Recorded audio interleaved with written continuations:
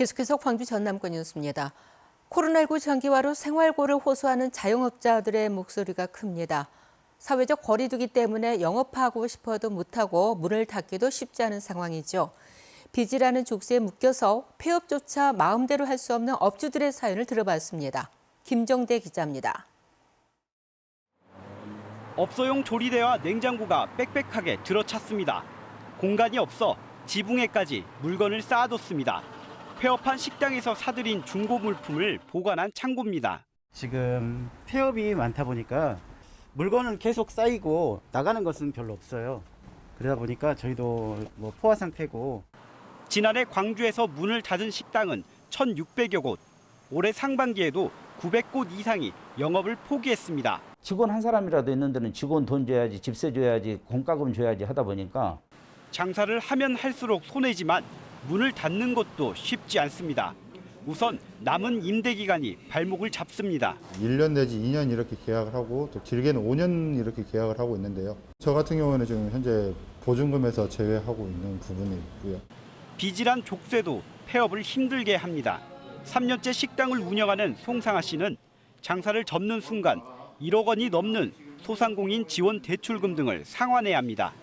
빚 독촉 우려에 송 씨는 울며 겨자 먹기로 손해보는 장사를 계속하고 있습니다. 유예를 해주거나 좀 연장을 해준다든지 그런 정책이 없는데 폐업을 해버리면은 재난지원금이나 이런 부분이 나오지 않기 때문에 울며 겨자 먹기 식으로. 시설 철거 비용도 부담입니다. 소득은 없는 데다가 거기다 원상복구를 하려면은 어차피 그 돈마저도 대출을 받아야 되고. 소상공인 단체는 폐업하고 싶어도 실행하지 못한 광주의 자영업자가 전체의 3분의 1에 달한다며 결과적으로는 줄 폐업이 이어질 거란 암울한 전망을 내놨습니다. KBS 뉴스 김정대입니다. 어제 하루 광주에서 코로나19 확진자 38명이 나왔습니다. 신규 확진자 중 23명은 외국인으로 이 가운데 8명이 광산구 소재 물류센터와 관련해 확진되면서 관련 누적 확진자가 모두 54명으로 늘었습니다. 또 집단 감염이 발생했던 북구 소재 중학교와 관련해서 확진자 1명이 추가되면서 누적 확진자는 모두 37명으로 늘었습니다. 전남에서는 가족이나 지인을 통해서 감염된 확진자 3명과 감염 경로를 알 수 없는 확진자 2명이 추가되면서 광양, 장성 등 4개 시군에서 모두 5명의 확진자가 나왔습니다. 허위 과잉 진료 의혹이 불거졌던 광주 모 병원에 대해 경찰이 압수수색을 벌였습니다. 광주경찰청 반부패 경제범죄수사대는 어제 광주시 북구의 한 병원에 수사관을 보내 진료 기록과 처방 내역 등의 자료를 압수했습니다. 해당 병원은 지난 6월 환자들에게 불필요한 진단검사를 권유하고 진료 기록을 허위로 작성했다는 의혹이 제기돼 경찰이 병원 관계자 등을 보험사기 방조법 등의 혐의로 입건해 조사를 이어왔습니다.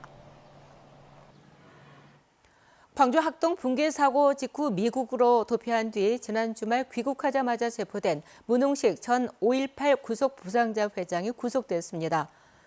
문 씨는 구속영장 심사 출석을 포기했고 법원은 도주 우려가 있다면서 구속영장을 발부했습니다. 민소은 기자의 보도입니다.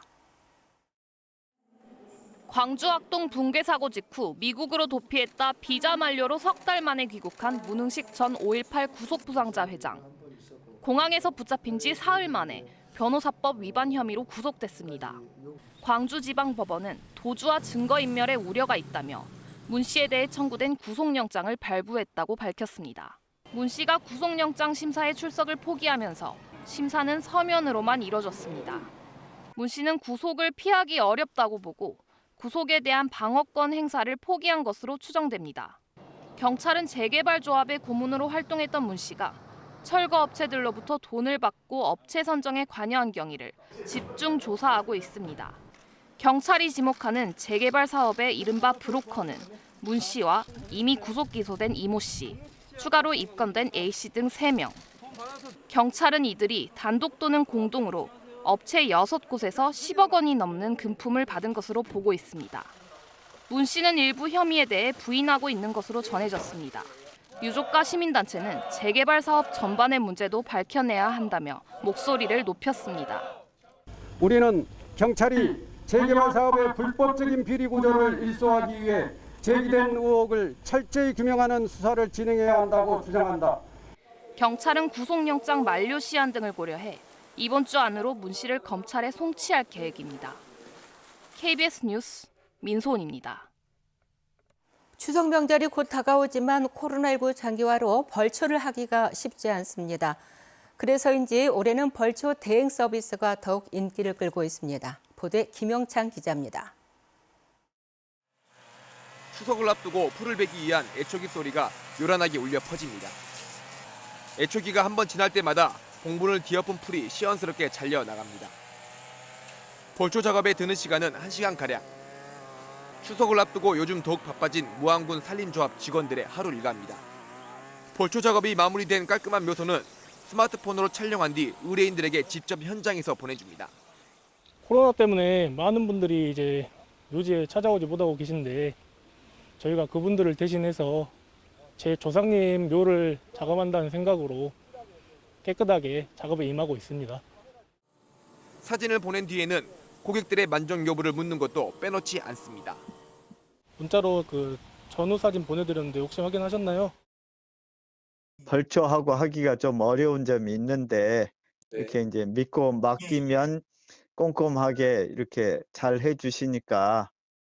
이처럼 벌초 대행 서비스를 이용하려는 사람들은 특히 코로나 발생 이후 더욱 증가 추세입니다.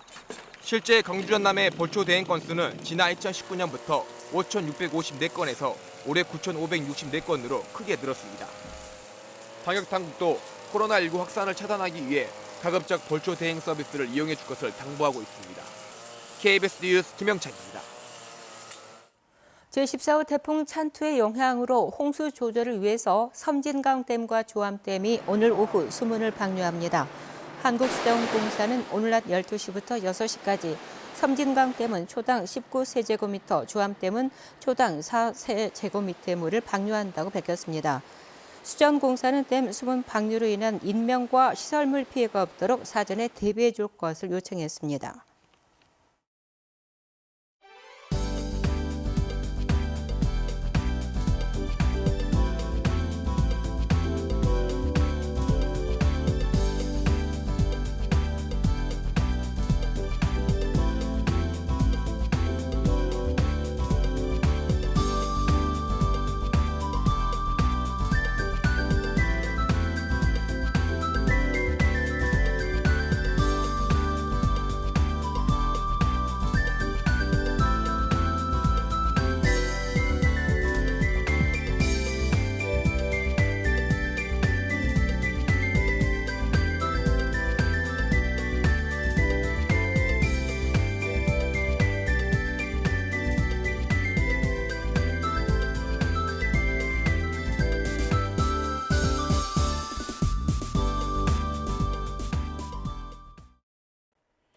광주 전남 지역은 오늘도 태풍의 영향으로 저녁까지 비가 내렸다 그치기를 반복하겠습니다. 기온도 20도 안팎으로 선선하게 시작했고요. 한낮 기온은 28도로 어제보다 2도가량 높겠습니다. 비는 오늘 저녁에 잠시 그치지만 내일 아침부터 다시 시작돼서 밤부터는 빗줄기가 강해지겠습니다. 우선 오늘과 내일 예상되는 비의 양은 최대 30에서 40mm인데요. 모레는 남해안 지역에 시간당 50mm 이상의 강한 비가 예상돼 주의하셔야겠습니다. 한편 제14호 태풍 찬투는 현재 서귀포 남남서쪽 약 360km 부근 해상에 있습니다. 금요일 새벽에 서귀포 약 60km 해상까지 올라오겠고요. 광주 전남 지역은 금요일 오전 중에 가장 가깝게 지나겠습니다. 바람은 이미 강해졌습니다. 거문도와 초도에는 강풍주의보가 발효 중인데요. 내일 오후부터는 최대 순간 풍속 초속 40m 이상의 매우 강한 바람이 불겠습니다. 다음 자세한 지역별 날씨입니다. 낮 최고 기온 나주와 영광 27도로 평년 기온을 조금 웃돌겠습니다. 여수의 낮 최고 기온 25도, 구례 29도로 어제보다 2, 3도가량 높겠습니다. 목포의 낮 최고 기온 28도, 강진과 장흥 26도까지 오르겠고요. 신안은 한낮 기온 28도로 어제보다 조금 낮겠습니다. 현재 서해남부 먼바다는 태풍경보와 풍랑특보가 곳곳에 내려져 있고요. 남해서부 먼바다에도 풍랑주의보가 발효 중입니다. 오늘 물결이 최대 6m로 매우 높겠습니다.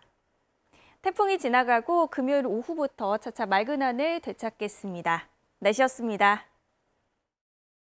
광주 전남 지역의 대입 수시 모집 원서 접수가 마감됐습니다. 전남대학교는 지난 10일부터 어제 오후 6시까지 2022학년도 신입생 수시 원서를 접수한 결과 3,160여 명 모집에 25,590여 명이 지원해서 지난해 6.96대 1보다 높은 8.09대 1의 경쟁률을 기록했다고 밝혔습니다. 조선대는 3,690여 명 모집에 19,700여 명이 지원해 5.34대 1, 동신대는 4.23대 1, 광주대는 4.24대 1의 경쟁률을 보였습니다.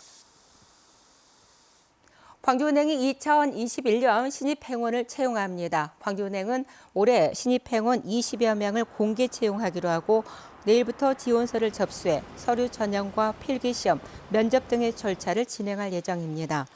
광주은행은 이번에도 전체 채용 인원의 80% 이상을 광주 전남 지역 출신으로 할당 선발할 방침입니다. 개막한 지 보름가량 된 전남 국제수목 비엔날레에 7만 6천여 명이 관람했고 온라인 관람객이 77%를 차지하는 것으로 분석됐습니다. 전남 국제수목 비엔날레 사무국은 관람객 분석 결과 이같이 나타났다며 이는 당초 관람객 목표 30만 명의 25%를 넘어선 큰 규모라고 밝혔습니다. 또 온라인 관람객 비율이 77%에 달해 전남 국제수목 비엔날레가 온라인 전시 문화를 새롭게 선도하고 있음을 보여주는 것이라고 자평했습니다. 광주 전남 중소벤처기업청 옛 청사의 AI 스타트업 캠프가 문을 열었습니다. 광주 전남지방 중소기업청은 어제 오후 권칠승 중기부 장관과 이용섭 광주시장 등이 참석한 가운데 농성동 옛 청사에서 광주 AI 스타트업 캠프 개소식을 열었습니다. 광주 AI 스타트업 캠프는 예산 35억여 원을 들여 옛 중소기업청 건물을 리모델링해서 조성했으며 본관 4층, 별관 3층 규모로 지원기관 4곳과 AI 기업 26곳이 입주할 예정입니다. KBS 뉴스를 마칩니다. 여러분 고맙습니다.